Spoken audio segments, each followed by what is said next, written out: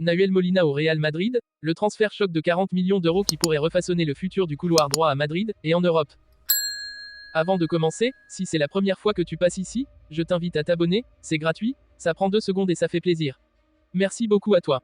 Le mercato estival 2025 n'a pas encore livré tous ses secrets, mais une rumeur devenue presque certitude agite déjà les couloirs du football mondial. Le Real Madrid, toujours à la recherche de perfection pour bâtir l'effectif du futur, serait sur le point de frapper un grand coup en Espagne.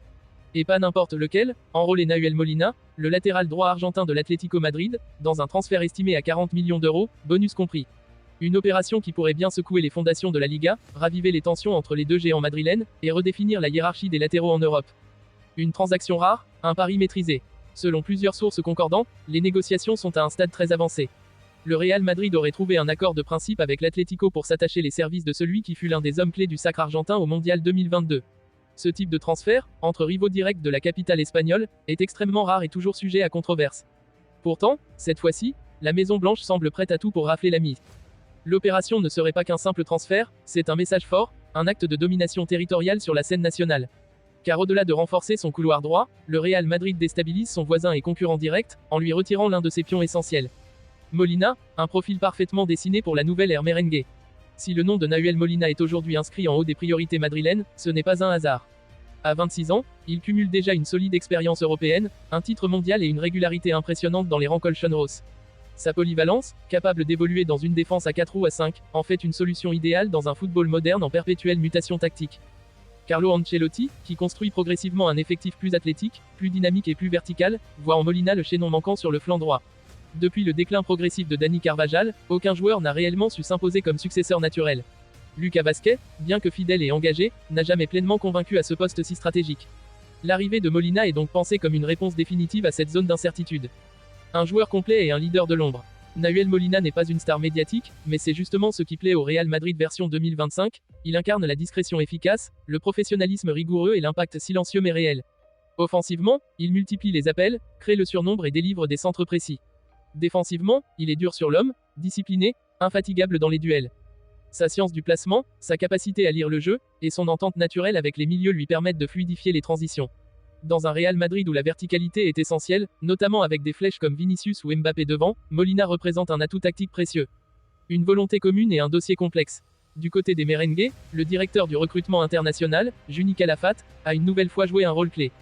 Artisan des arrivées de Vinicius Junior, Rodrigo, Valverde, Camavinga ou plus récemment Endrick, Calafat a identifié Molina comme un joueur à impact immédiat, parfaitement apte à s'intégrer dans l'exigence madrilène. Selon certaines indiscrétions, il aurait rencontré à plusieurs reprises les représentants du joueur pour leur exposer le projet sportif. Mais arracher un cadre de l'Atlético Madrid n'a rien d'un exercice simple. Diego Simeone a longtemps tenté de bloquer l'opération, conscient de l'importance de son joueur. Toutefois, la volonté de Molina aurait été déterminante. L'Argentin, attiré par l'envergure du projet madrilène, la possibilité de jouer la Ligue des Champions avec une équipe ambitieuse, et la perspective d'évoluer sous les ordres d'un coach comme Ancelotti, aurait fermement exprimé son désir de partir. Face à cette détermination, et devant une offre jugée satisfaisante, 40 millions plus bonus, les colchoneros auraient fini par céder.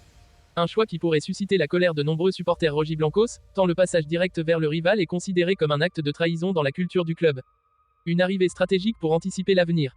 Le Real Madrid, plus que jamais dans une logique de transition générationnelle maîtrisée, agit avec une stratégie cohérente. Fran Garcia s'impose progressivement à gauche. Bellingham s'est imposé comme le chef d'orchestre du milieu. Endrick arrive pour l'attaque. Et désormais, le flanc droit défensif sera confié à Molina. L'Argentin ne vient pas pour être simple doublure. Il devrait être intégré immédiatement dans la rotation principale, avec une perspective claire de devenir titulaire. La direction sportive veut créer une saine concurrence, mais aussi anticiper le futur départ à la retraite de Carvajal, sans rupture brutale. Un message à l'Europe, le Real joue pour gagner, maintenant.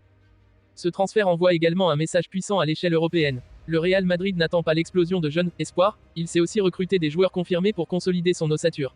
Molina représente l'un de ces profils hybrides, déjà expérimentés mais encore en progression. Et dans une époque où les latéraux sont devenus des créateurs déportés, des régulateurs d'équilibre, et parfois même des détonateurs offensifs, s'attacher les services d'un profil aussi complet est une décision hautement stratégique. Une présentation attendue, un nouveau chapitre. La présentation officielle pourrait avoir lieu mi-août au Santiago Bernabéu, dans un stade comble, aux côtés d'autres recrues estivales. Molina deviendrait ainsi le premier joueur argentin à rejoindre le Real Madrid depuis Ángel Di María, et le premier joueur majeur à franchir directement la frontière Atlético-Real depuis plusieurs années. Pour le joueur, c'est une nouvelle vie qui commence. Pour le club, un maillon supplémentaire dans une machine qui vise la domination continentale sur les 10 prochaines années. Et pour le football espagnol, une opération qui pourrait bien changer durablement l'équilibre des forces.